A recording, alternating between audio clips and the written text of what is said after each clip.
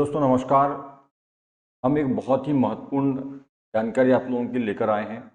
जैसा कि आप देख पा रहे हैं, एमपीपीएनएसटी बीएससी नर्सिंग ट्रेनिंग के बारे में अपन जानकारी यहाँ पर लेकर आए हैं और स्पेशली काउंसलिंग के बारे में अपन यहाँ पे बात करने वाले हैं। इससे पहले मैंने रिजल्ट और कट ऑफ को लेकर के वीडियो डाला हुआ है और काफ़ी अच्छा रिस्पॉन्स आप लोगों का आया। आप लोगों को बहुत प्यार, बहुत बहुत यूट्यूब पर हमारा वीडियो काफ़ी अच्छा चल रहा है, रिटेशन अच्छा है, आप लोगों के कमेंट्स आ रहे हैं, इससे हमको मालूम हो रहे हैं आपकी क्वायरीज, आपके डाउट्स।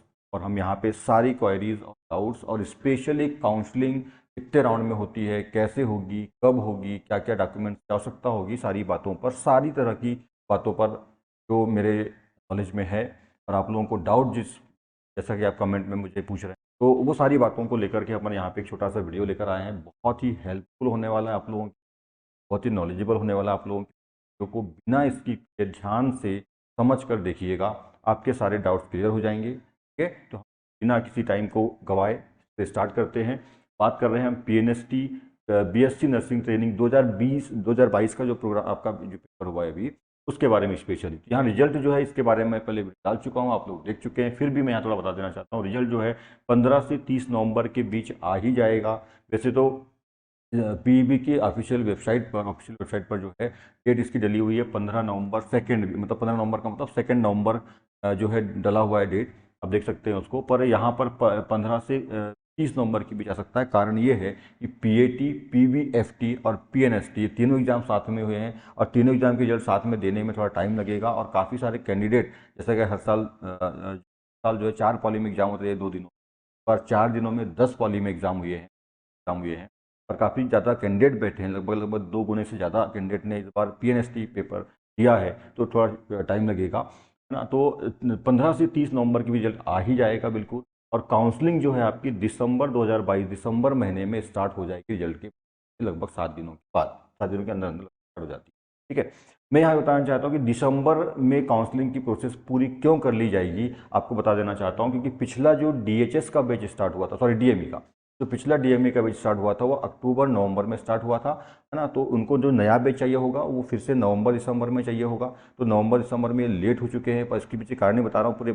पूरी वीडियो को पूरा ध्यान से पहले देख लीजिएगा, आपका सारा डाउट क्लियर हो जाएगा। और यदि ये वीडियो आपको नॉलेजेबल लगता है, आपके लिए अच्छा लगता, मतलब जानकारी पूर्वक है यदि है, तो आप हमारे चैनल को सब्सक्राइब कर लीजिए, बेल आइकन के साथ में जो सब्सक्राइब कर लीजिए, लाइक करिए, कमेंट करिए, मैं ट्राई करूँगा आपकी जो भी क्वेरीज है। और ताकि जो भी हम वीडियोस बनाएंगे इसके बाद यानी आपके लिए, तो वो आप लोग तक पहुंच सके और आपको सही जानकारी मिल सके, आप लोग गुमराह ना हो, आप लोग भ्रम में ना रहें, आप लोग परेशान ना हो। इसलिए जो है सब्सक्राइब कर लीजिएगा बेल साथ में, ताकि सही जानकारी आपको मिलती रहे। ठीक है? मैं यहाँ बात कर रहा हूँ कि दिसंबर 2022 में जो है ये काउंसलिंग क्यों होगी, ये बताना चाहता हूँ मैं आप लोगों को। और डीएमई का बैच मैंने बताया, जैसे कि पिछला जो डीएमई का बैच था वो अक्टूबर नवंबर में स्टार्ट हुआ था और डीएचएस का जो बैच है वो जनवरी फरवरी में स्टार्ट हुआ था। ठीक है, यहाँ पे समझ बात को अच्छी। तो न्यू बैच की आवश्यकता कब है, न्यू बैच कब स्टार्ट होगा, ये जनवरी फरवरी 2023 में स्टार्ट होगा। तो मैं यहाँ बता देना चाहता हूँ आपको कि ये रिजल्ट जो है 15 से 30 के बीच में और काउंसलिंग दिसंबर में क्यों होने वाली है, मैं आपको बता देना चाहता हूँ। इस साल का जो फर्स्ट बैच अभी चल रहा है, ठीक है, उसका जो एग्जाम है वो 30 नवंबर के से स्टार्ट हो रहा है। यदि कोई भी संपर्क में है तो आप मालूम कर लीजिएगा। 30 नवंबर मतलब 30 नवंबर का मतलब दिसंबर आ गया, तो दिसंबर में एग्जाम होने वाले हैं। का जो है आ चुका है, मतलब टाइम टेबल आ चुका है 30 नवंबर से। 30 नवंबर से एग्जाम होने वाले हैं, मतलब दिसंबर में एग्जाम होंगे, दिसंबर के अंदर एग्जाम खत्म हो जाएंगे इन लोगों के फर्स्ट जो अभी बैच चल रहा है ना, जो ट्रेनिंग कर रहे हैं। इन लोगों का पीएनएसटी में पिछले बार डीएमई और डीएचएस में सिलेक्शन हुआ था, उन कैंडिडेट्स के जो ट्रेनीज हैं उनका 1 साल का ट्रेनिंग पीरियड खत्म हो चुका है और दिसंबर में इनका 30 नवंबर ने दिसंबर में इनका एग्जाम होने वाला है। एग्जाम होगा तो जो इन लोग जो है जनवरी फरवरी में जनवरी फरवरी जो 23 है, जनवरी फरवरी 23, इसमें सेकेंड साल में चल जाएंगे तो फर्स्ट साल खाली हो जाएगा, मतलब फर्स्ट बैच जो है ना खाली हो जाएगा। तो जो है डीएचएस और डीएमई दोनों को ही, और एक बार और बता देना चाहता हूँ कि चलो माना कि पिछले साल जो है डीएमई का बैच पहले स्टार्ट हुआ था और डीएचएस का 2 महीने बाद स्टार्ट हुआ था, पर इनका जो एग्जाम होता है सेम होता है, पेपर सेम होते हैं, क्योंकि ये दोनों वही हैं, अलग अलग नहीं है। समझ लीजिएगा, डीएमई और डीएचएस एक ही है, बस अंतर केवल इस बात का है कि ये मेडिकल ऑटोनोमस कॉलेज में इसकी ट्रेनिंग होती है, इसके लिए 810 सीटें हैं, और यह गवर्नमेंट हॉस्पिटल्स में इसकी ट्रेनिंग होती है, इसके लिए 540 या 560 सीट है, 540 या 560 है, 10-20 थोड़ा आगे पीछे हो सकता है। ठीक है, गवर्नमेंट इसको आवश्यकता अनुसार आगे पीछे कर लेती है। ठीक है। तो ये इनका जो एग्ज़ाम है ये जो अभी जो एग्ज़ाम होने वाला है फर्स्ट ईयर वालों का, वो 7 में होने वाला है, 30 नवंबर से स्टार्ट होगा और सबके सेम पेपर आते हैं, सेम सब कुछ वही होता है। ये दोनों एक ही है, इसको अलग अलग मत समझिए। कई लोगों की क्वायरीज है कि क्या डीएमई में सर अलग से मतलब नौकरी ज्वाइनिंग करने के लिए अलग से एंट्रेंस एग्जाम देना पड़ता है क्या? तो ऐसा कुछ भी नहीं है। जैसा डीएचएस है वैसे ही डीएमई है, बिल्कुल भी कोई अंतर नहीं है। सिर्फ केवल दो बात का अंतर है, डीएचएस गवर्नमेंट हॉस्पिटल्स में ट्रेनिंग कराता है, डीएमई मेडिकल हॉस्पिटल में ट्रेनिंग कराता है, ऑटोनोमस कॉलेज है। इसमें फीस बिल्कुल नहीं है, जीरो फीस है। इसमें 28,000 रुपये फीस साल भर की। दोनों की स्टाइफंड सेम है, 35-35 रुपये, और सारा कुछ बाकी सब कुछ सेम है। ठीक है। इन दोनों में यदि आपका सिलेक्शन हो जाता है, डीएमई में या डीएचएस में से दोनों में सिलेक्शन हो रहा है, तो 4 साल की ट्रेनिंग के बाद आपको सीधे डायरेक्ट पोस्टिंग है। कोई एंट्रेंस एग्जाम नौकरी के लिए नहीं देना है, सीधे पोस्टिंग हो जाती है। ये बात आप समझ लीजिए। ठीक है, ये आपका डाउट क्लियर हो जाना चाहिए। कई लोग बोल रहे हैं, कमेंट कर रहे हैं कि सर डीएमई में अलग से एंट्रेंस एग्जाम देना पड़ता है। बिल्कुल नहीं देना पड़ता। आपने पीएनएसटी निकाल लिया मतलब नौकरी लग गई। पीएनएसटी में सिलेक्शन हो गया, चाहे वो डीएमई में हो चाहे वो डीएचएस में हो, आपकी जॉब पक्की है। बस आपको 4 साल बाद 4 साल तक ट्रेनिंग कराएंगे, सिखाएंगे, सब कुछ पूरा ओके परफेक्ट बनाएंगे और सीधे आप लोग वहाँ पर आप लोगों को पोस्टिंग मिल जाएगी। हाँ, हो सकता है पोस्टिंग बस टाइम समय लगेगा। 4 साल की ट्रेनिंग के बाद हो सकता है 5 साल मतलब 6 महीने का समय निकल जाएगा, क्योंकि उसमें प्रोसेस रहती है। आप 4 साल के बाद एग्जाम देते हो, रिजल्ट आता है, आपका रजिस्ट्रेशन होता है परिषद में, काउंसिल में आपका रजिस्ट्रेशन होगा और उसके बाद में फिर आपकी ज्वाइनिंग होती है। समय लगता है लगभग लगभग 5 साल, लगभग ये प्रोसेस पूरा जाता है। 4 साल की ट्रेनिंग, एग्जाम और ज्वाइनिंग तक लगभग लगभग 5 साल का। ठीक है। तो डीएमई में जा रहे हैं आप, यानी अर्थशास्त्री कॉलेज से कर रहे हैं, चाहे आप गवर्नमेंट हॉस्पिटल से ट्रेनिंग कर रहे हैं, कॉलेज से कर रहे हैं, पढ़ाई कर रहे हैं बीएससी नर्सिंग की। बीएससी नर्सिंग का 4 साल का ट्रेनिंग प्रोग्राम है।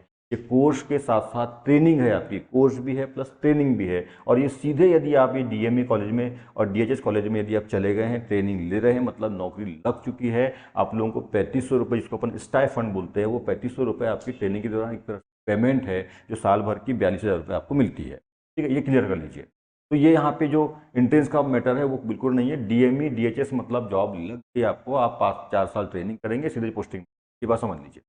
तो न्यू बैच की आवश्यकता जो है डीएमई और डीएचएस दोनों को ही कब होगी? माना कि पिछले बार डीएमई का बैच अक्टूबर नवंबर में स्टार्ट हो चुका था और 2 महीने बाद जनवरी फरवरी में डीएचएस का, डीएमई का और डीएचएस का 2 जनवरी फरवरी में 2 महीने बाद हुआ था। पर दोनों का एग्जाम साथ ही में होने वाला है 30 नवंबर से दिसंबर में, है ना। तो एग्जाम जब साथ में होगा तो ये सेकेंड साल में साथ ही में जाएंगे, तो जो फर्स्ट बैच खाली होने वाला है वो साथ ही में खाली होने वाला है। तो जो फर्स्ट बैच चाहिए होगा इनको, मतलब इस साल के जो नया बैच फर्स्ट ईयर का बैच चाहिए, वो जनवरी और फरवरी में ही चाहिए होगा। इसलिए जनवरी फरवरी में चाहिए होगा, इसलिए दिसंबर में ये सारी प्रोसेस पूरा कर लेंगे। दिसंबर के अंदर में काउंसलिंग की सारी प्रोसेस करके आप लोगों को जो है जनवरी और फरवरी में एडमिशन्स मतलब मिल जाएंगे और आप लोग जो है ट्रेनिंग चालू हो जाएगी, कॉलेज आपको ज्वाइन करना हो जनवरी से फरवरी के। हो सकता है 8-10 दिन आगे पीछे हो सकता है, प्रोसेस थोड़ा टाइम लगता है। आप काउंसलिंग में फॉर्म डालेंगे, सेकेंड फर्स्ट लिस्ट आ सकती है, सेकेंड लिस्ट आ सकती है, थर्ड लिस्ट आ सकती है। ठीक है, ये सब होता है। इसके बारे में बात करने वाला हूँ कि कितने राउंड तक काउंसलिंग चलती है, एक एक बात मैं आपको समझाता हूँ, आप ध्यान से समझिए। ठीक है। तो समझ में आ गया आपको कि जनवरी फरवरी में होगा एग्जाम, इन दोनों की कब होने वाली है, ये सब सारी चीज़ें हो। ठीक है। अब यहाँ पे अपन बात करते हैं कि जो काउंसलिंग के राउंड है वो काउंसलिंग राउंड कितनी होती है। तो देखिए काउंसलिंग राउंड, कई लोग बोल रहे हैं कि 2 राउंड में होता है, 3 राउंड में होता है, ऐसा कुछ नहीं है। इधर मेरी बात को समझिए ध्यान से। ठीक है। एक्चुअली क्या होता है, जो डीएमई और डीएचएस ये दो अलग अलग काउंसलिंग होती है, बिल्कुल सही है। जो काउंसलिंग राउंड होने वाले हैं वो फर्स्ट होगा किसका, डीएचएस का, और सेकंड होता है किसका, डीएमई का। पिछले बार लास्ट टाइम पे पिछले बार क्या हुआ था कि डीएमई का पहले काउंसलिंग हुआ था, डीएचएस का बाद में होता है। जनरली आज तक ऐसा होता आया है कि डीएचएस का पहले होता है, डीएमई का बाद में होता है। यहाँ भी बता दूं मैं आप खुद समझ सकते हैं इस बात को। डीएचएस मतलब फ्री सीट और डीएमई मतलब पेमेंट सीट। तो भी फ्री सीट की काउंसलिंग पहले होती है, जो ज़्यादा नंबर लाने वाले कैंडिडेट है वो फ्री सीट में जाते हैं, मतलब डीएचएस में जाते हैं। ठीक है। जो ज़्यादा कम नंबर लाने वाले कैंडिडेट है वो पेमेंट सीट में जाते हैं। ये बिल्कुल आप जानते हैं, हर एक एग्जाम का ये रूल होता है। जो कम नंबर लाने वाले हैं वो पेमेंट सीट में जाते हैं, मतलब डीएमई में जाते हैं। तो सबसे पहले किसकी काउंसलिंग होगी, डीएचएस की होगी। पहले डीएचएस की जो 540 सीट है या 60 सीट है वो भर ली जाएगी। उसके बाद जो बच जाएंगे वो नंबर वाले किस में जाएंगे, डीएमई में जाएंगे, 810 सीटों पर जाएंगे। सिंपल सी बात है, बिल्कुल ऐसा ही हमेशा होता है। पर पिछले बार पता नहीं किस कारण से ऐसा हुआ था। तो पिछले बार डीएमई की काउंसलिंग पहले हो गई थी, डीएचएस की बाद में हुई थी। अब इस साल डीएमई की पहले होगी, डीएचएस की बाद में होगी, या डीएचएस की पहले होगी, डीएमई की बाद में होगी। अभी गवर्नमेंट का कोई आया नहीं है। कोई भी बोल रहा है कि डीएचएस की पहले होगी, तो ऐसा बिल्कुल नहीं है, क्योंकि ऐसा होता था। पर पिछले बार डीएमई की पहले हुई थी, डीएचएस के बाद में हो सकता है इस बार भी ऐसा हो जाए, तो अभी कुछ नहीं कह सकते। पहली बात, एक बात तो यहाँ पे और भी है कि अभी जो एग्जाम हुआ है वो आपका ऑटोनोमस यानी डीएमई कॉलेज की 810 सीटों के लिए हुआ है। डीएचएस का एग्जाम हुआ ही नहीं है, क्योंकि जो एग्जाम निकला उसमें अर्धशासकीय सीटों के लिए एग्जाम बोला हुआ है। आप वहाँ पे जब आपने रूल बुक देखा हुआ तो वहाँ पे स्पष्ट लिखा हुआ था अर्धशासकीय, मतलब डीएमई के लिए, ऑटोनोमस के लिए, पेमेंट सीट वाली जो 810 सीट है उसके लिए एग्जाम हुआ है। डीएचएस का एग्जाम ही नहीं हुआ है। पर मैंने, जो मेरे संपर्क में लोग हैं जो मतलब कॉलेज में ट्रेनिंग वगैरह कराते हैं, डॉक्टर्स लोग हैं, एक कॉलेज की प्रिंसिपल की मैंने बात की, उन्होंने बताया है कि ऐसा कोई डीएचएस के फॉर्म आ भी सकते हैं। ठीक है, वो डिपेंड करेगा कि मतलब अभी जो काउंसलिंग होगी और जो गवर्नमेंट के रूल है, अभी कुछ ऐसा सर्कुलर आया नहीं है। तो उन्होंने बताया, प्रिंसिपल साहब ने बताया मुझे कि डीएचएस के फॉर्म आ भी सकते हैं, पर कम चांसेस है डीएचएस के फॉर्म आने के अलग से, कि डीएमई में काफ़ी लोगों ने पार्टिसिपेट किया और हर साल एक ही एग्जाम इसका होता था ना, डीएमई और पीएनएसटी का, उसी से डीएचएस और डीएमई की सीट कवर करते थे। तो इस बार जो है डीएमई का एग्जाम होता है, डीएचएस के फॉर्म आने के बहुत कम चांसेस हैं। और जो अभी एग्जाम हुआ है, जो 80,000 लोगों ने, आप लोगों ने 8 तारीख से लेकर के बीच में 4 दिनों में 10 शिफ्ट में एग्जाम दिया है, उसी से डीएमई और डीएचएस की काउंसलिंग कराई जाएगी, इसके ज़्यादा चांस है। ठीक है, ये भी हो सकता है कि डीएचएस के अलग से फॉर्म आए और डीएचएस की अलग से काउंसलिंग हो। ठीक है, अलग से फॉर्म आए, उसमें लोग आप एग्जाम देंगे, अलग से फिर उसकी काउंसलिंग हो, पर इसके कम चांसेस है, बहुत बहुत बहुत कम चांसेस है कि अलग से एग्जाम होगा डीएचएस का और काउंसलिंग अलग से होगी। ये जो आपका एग्जाम हुआ है 4 दिनों में 10 शिफ्ट में, इसी से डीएचएस और डीएमई तो होना ही है, तो एग्जाम भी उसी का है, पर डीएचएस की काउंसलिंग भी इसी से करा ली जाएगी। ये इसके ज़्यादा चांसेस हैं। ठीक है, बहुत ज़्यादा चांसेस है इसके कि जो डीएचएस की काउंसलिंग इसी से हो। अब यदि मान लीजिए अब गवर्नमेंट चाहे, हो सकता है कि डीएमई एग्जाम है तो पहले डीएमई की काउंसलिंग करा लेगा और बाद में डीएचएस की, ये भी हो सकता है कि डीएचएस की पहले हो, डीएमई की बाद में हो। ठीक है, ये तो किसकी पहले होगी अभी कुछ नहीं कह सकते, क्योंकि पिछले बार जो हुआ डीएमई का पहले हो गया, डीएचएस के बाद, इससे अभी थोड़ा कंफ्यूजिंग है कि किसका होगा। जब तक काउंसलिंग का सर्कुलर नहीं आता है तब तक कह सकते हैं। तो आप जो है लगभग लगभग 15 दिन 20 दिन लगभग बचा है, रिजल्ट के लिए भी 15 दिन का लगभग लगभग समय बचा है। आज 5-6 तारीख हो गई है, 15 दिन का लगभग समय है, तो 15 दिन वेट कर लीजिए। और काउंसलिंग के लिए भी आप जो है लगभग लगभग 20 दिन 25 दिन का वेट कर लीजिए, तो आपको सारी क्लियर हो जाएगी। अब एग्जाम तो दे दिया, अपन वेट ही कर सकते हैं बस, और कुछ नहीं कर सकते। कि जो भी कुछ होना है अब गवर्नमेंट को करना है, रिजल्ट आएगा उसके बाद सर्कुलर आएगा, काउंसलिंग स्टार्ट होगी, जो भी हमारे हाथ में कुछ जो भी करना है उनको ही करना है। तो अपन बस वेट कर सकते हैं। ठीक है ना, तो वेट करिए, हाँ जानकारी लेते रहिए। और के नंबर अच्छे हैं, जिनको कट ऑफ आप देख रहे हैं, जिनके नंबर अच्छे हैं, तो वो अपनी काउंसलिंग की तैयारी के लिए जो डॉक्यूमेंट्स है वो सब तैयार रख लीजिए, कि आप लोगों को बाद में कोई दिक्कत। और समय समय पर सारे वीडियोस जो है, जो आएगा, जानकारी आएगी, कुछ भी नया अपडेट आता है तो मैं आपको देते रहूँगा ना। हमारे चैनल को आप सब्सक्राइब कर लीजिए बेल आइकन साथ में, और बने रहिए हमारे चैनल के साथ। आपको हम सही जानकारी, जो सही है हमको परफेक्ट पता है वही आपको बताएं। ठीक है, या कहीं से मालूम करेंगे तभी बताएंगे, अदरवाइज नहीं बताएंगे, सही है वही बताएंगे। ठीक है, तो काउंसलिंग जो है, अब काउंसलिंग राउंड जो है, फर्स्ट राउंड होता है, सेकंड राउंड होता है, थर्ड, ऐसा कुछ नहीं है। देखो 2 राउंड तो होंगे ही, एक होगा डीएमई का, एक होगा डीएचएस का। पहले कौन होगा ये नहीं कह सकते। एक होगा डीएमई की सीट 810 के लिए, एक होगा डीएचएस की 540 या 60 सीटों के लिए होगा। ये 2 राउंड तो पक्के होने हैं। अब जो होता क्या है, कई बार जैसे मान लीजिए डीएचएस का पहले राउंड में काउंसलिंग हो रही है, तो इसमें 2 बार 3 बार हो जाती है, किस साल हो जाती है, किस साल नहीं होती है। वो डिपेंड किस बात पे करता है, सीट पे करता है। जैसे कि तो समझिए ध्यान से, डीएचएस की काउंसलिंग स्टार्ट हुई और 540 सीट है, मान लीजिए 540 सीट पर सिलेक्शन हो चुके हैं, मतलब उनका जो है कट ऑफ वगैरह आ गया और 540 सीट पर सिलेक्शन हो चुके हैं, सीट फुल, तो सेकेंड राउंड थर्ड राउंड की काउंसलिंग नहीं हो। यदि 540 सीट में मान लीजिए 500 सीट पे सिलेक्शन हुई, 40-60 सीट बच गई है, तो फिर सेकेंड राउंड हो सकता है। सेकेंड राउंड के बाद भी यदि कुछ सीट बच गई 10-20, तो थर्ड राउंड भी हो सकता है। तो वो डिपेंड करता है कि सीट यदि पैकअप हो गई है फर्स्ट राउंड में ही पूरी सीट पैक हो गई है ना, कुछ भी सीट नहीं बची, तो सेकेंड काउंसलिंग थर्ड राउंड की काउंसलिंग नहीं होती है। सेम वैसे ही डीएमए भी होता है। यदि 810 सीट फर्स्ट राउंड में ही पूरी सिलेक्ट कर ली गई है ना, आपने चॉइस फिलिंग कर लिया, आपने ज्वाइन कर लिया है, 810 सीटों पर आपने ज्वाइनिंग कर ली है, तो फिर है ना सेकंड काउंसलिंग नहीं होगी। मान लीजिए कई लोग काउंसलिंग में भाग ले लेते हैं, उनको अलॉटमेंट मिल जाता है, कौन सा कॉलेज है, कौन सा शहर है जाना है आपको, और मान लो वो नहीं जाते हैं और उसमें जो सीट बच जाती है, तो उसमें उसके लिए फिर सेकंड राउंड और थर्ड राउंड की काउंसलिंग होती है। पर यदि पिकअप हो जाए तो काउंसलिंग है, एक ही राउंड होता है। हाँ, मैंने पहले बोलता हूँ, डीएचएस के लिए एक काउंसलिंग और डीएमई के लिए दूसरी काउंसलिंग, 2 काउंसलिंग होगी। पर डीएमई के लिए 3 बार काउंसलिंग आएगी, डीएचएस के लिए 3 बार आएगी, ऐसा कुछ नहीं है। ठीक है, दो बार तो तय है, डीएचएस का 1 बार, डीएमई का 1 बार, है ना। 2 बार, दूसरी बार तीसरी बार हो भी सकता है, नहीं भी हो सकता। ठीक है, जनरली 2 के चांस रहते हैं, क्योंकि डीएमई में 810 सीटों का सिलेक्शन करने के बाद कुछ लोग ऐसे रहते हैं जो छोड़ देते हैं, नहीं करते हैं, अच्छा स्थान नहीं मिलता है तो छोड़ देते हैं, तो सेकंड राउंड की काउंसलिंग के चांस लगभग 90% रहते हैं। दोनों में सेकंड राउंड की काउंसलिंग हो सकती है। पर यदि सबने ज्वाइन कर लिया, ठीक है, किसी ने नहीं छोड़ा और सीट नहीं बची तो फिर सेकंड राउंड थर्ड राउंड की वो नहीं होती, ये बात समझ लीजिए।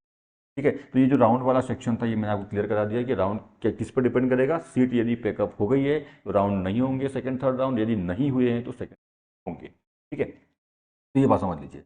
अब आपकी क्वायरीज और डाउट्स के बारे में बात करने वाला हूँ। बहुत सारे लोगों ने कमेंट किया क्या सर प्रेग्नेंट लेडी का एडमिशन हो सकता है क्या? तो बिल्कुल नहीं होता, ये बात समझ लीजिए। यदि कोई प्रेग्नेंट है कैंडिडेट लेडी है, आपने नंबर अच्छे ला लिए हैं, पर बहुत अच्छे नंबर आपने लाए, टॉप आपने किया है, नंबर आपने अच्छे लाए हैं, पर आपका सिलेक्शन नहीं होगा, आपको काउंसलिंग से हटा दिया जाएगा। जब आपका मेडिकल होता है ना, तो मेडिकल जब आप काउंसलिंग के बाद आपका पहले मेडिकल होता है, मेडिकल के बाद ही आपको ज्वाइनिंग तो मतलब ट्रेनिंग के लिए।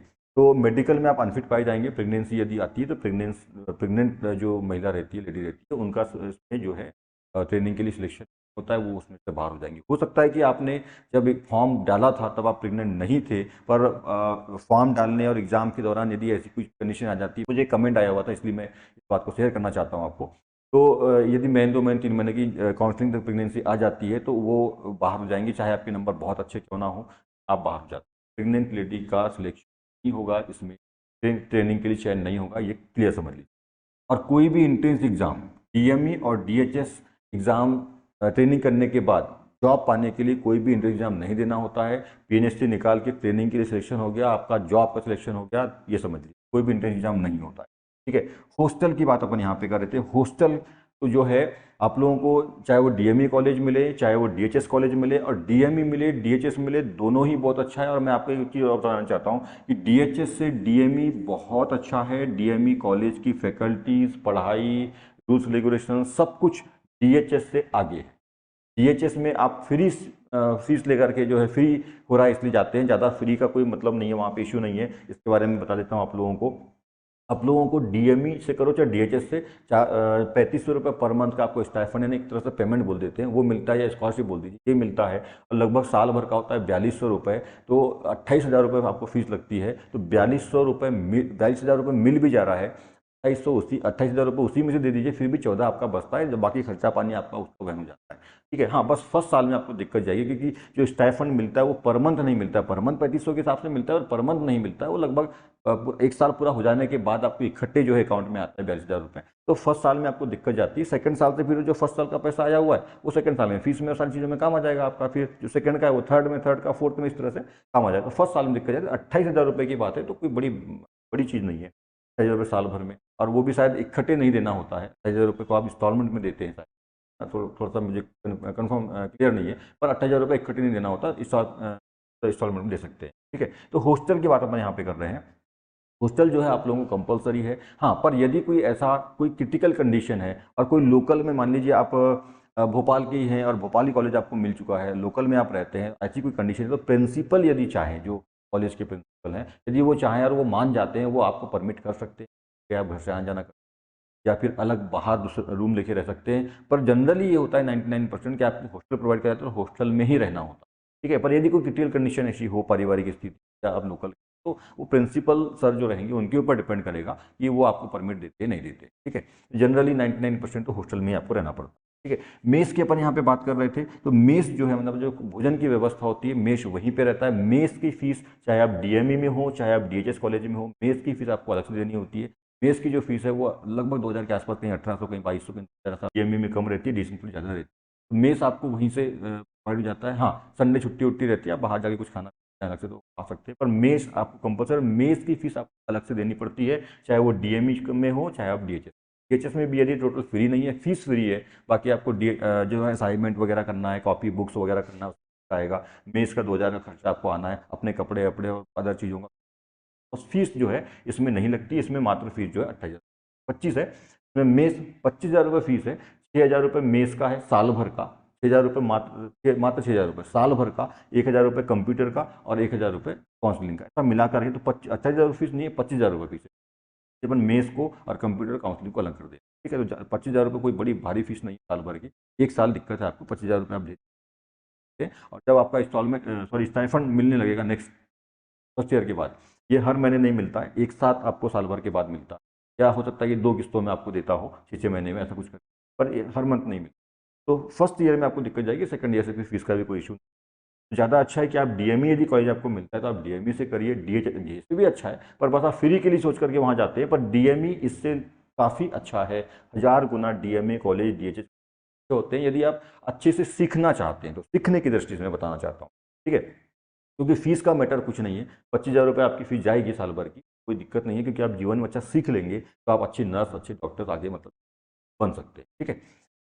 स्टाइफंड की बात मैंने बता दी आप लोगों को, स्टाइफंड क्लियर हो गया आपका। स्टाइफंड यानी जो पेमेंट है वो आपको 3500 रुपये पर मंथ मिलता है, साल भर का 42, और पर मंथ नहीं मिलता, मतलब मिलता पर मंथ ही है, मतलब के हिसाब से मिलता है, पर मंथ आपके अकाउंट में नहीं आता है, वो साल भर में एक बार या साल भर में 2 बार 2 इंस्टॉलमेंट में मिलता है, ठीक है। काउंसलिंग राउंड की भी अपन ने बात कर ली। काउंसलिंग राउंड तो सारा लोग जो डाउट है लगभग लगभग आप लोगों का क्लियर हो गया होगा, और उसके बाद भी यदि आपका कुछ डाउट या कोई क्वेरीज बचे, कमेंट कीजिए मेरे चैनल, आपकी उसको रिप्लाई दे दूंगा, और उसके ऊपर यदि ऐसा कुछ लगता है तो और भी नेक्स्ट, तो यदि कोई भी नया अपडेट आता है रिजल्ट के बारे में, कट ऑफ के बारे में, तो मैं आपको सही सही जो एक्चुअल है वो देते रहूँगा। मैंने काउंसलिंग की बात यहाँ पे एक समझ लीजिएगा, डीएचएस की काउंसलिंग, डीएमई की काउंसलिंग में अभी डाउट है, क्योंकि जब तक सर्कुलर नहीं आ जाता है, जब तक गवर्नमेंट की नहीं बता देती है कि डीएमई की ही काउंसलिंग होगी, डीएचएस की नहीं होगी, या डीएचएस की भी इसी से होगी जो भी है, तब तक अभी कुछ नहीं है। इसमें सारी चीज़ें जो है इस तरह का जो है आपका रहने वाला है। डॉक्यूमेंट आप लोगों को मैंने इसके पहले बता दी क्या क्या रखना है, 10वीं 12वीं जाति मूल, ठीक है, ये 4 डॉक्यूमेंट रहेंगे आपके। एक आधार कार्ड रहेगा,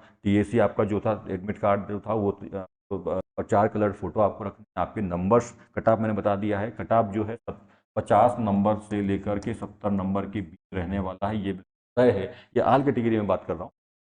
कट ऑफ जो है 50 के ऊपर रहेगा, 50 के नीचे जिसके नंबर हैं उसका सिलेक्शन नहीं हो सकता, वो गलतफहमी में आ रहे हैं। कोई वीडियो वाले बोल रहे हैं 40 नंबर का सिलेक्शन हो जाएगा, बिल्कुल नहीं होगा। माना कि पेपर टफ आए थे, पर बहुत सारे लोगों ने काफ़ी अच्छे नंबर लाए हैं, सीट बहुत कम है आपके। 810 सीट मात्र इसकी है, 527 इसकी है, तो बहुत ज़्यादा सीट नहीं है। तो टोटल यदि दोनों की काउंसलिंग भी होती है, ठीक है, मैं यहाँ पे ये कट ऑफ जो बता रहा हूँ वो दोनों 810 सीटों के लिए बताया हुआ है, पर डीएचएस भी यदि उसमें 540 छूटती तो 2-3 नंबर का अंतर आएगा, क्योंकि 80,000 लोगों ने एग्जाम दिया, काफ़ी लोगों ने नंबर लाए हैं। और नॉर्मलाइजेशन में जब जाएंगे आप जो, हाँ, पर ऐसा हो सकता है यहाँ पे समझना कि यदि किसी कैंडिडेट, हो सकता है वो एसटी कैंडिडेट हो, उसने आज 48 नंबर लाया हुआ है, पर उसका नॉर्मलाइजेशन में बढ़कर के यदि मान लीजिए 56 हो गया, 58 हो गया, मतलब 8-10 नंबर उसके बढ़ जाते हैं, तो उसका सिलेक्शन हो जाएगा। अब वो डिपेंड करेगा नॉर्मलाइजेशन की रिजल्ट पर, ठीक है। पर फिलहाल अभी तो ये मान के चलिए कि जो नंबर है वो 50 के नीचे वालों का सिलेक्शन नहीं होने वाला, जो 50 के ऊपर है कैटेगरी वाइज अलग अलग, मैंने इसके पहले वीडियो डाल, आपका आप देख लीजिएगा वहाँ पर जाकर, ठीक है। तो ये सारी स्थितियां हैं, ठीक है। तो ये ऐसा आपकी जो है सारी स्थिति रहने वाली है, और आपका जो भी डाउट है, कुछ भी यदि ऐसा क्लियरेशन करना हो तो हमें कमेंट कर लीजिए, ट्राई करेंगे।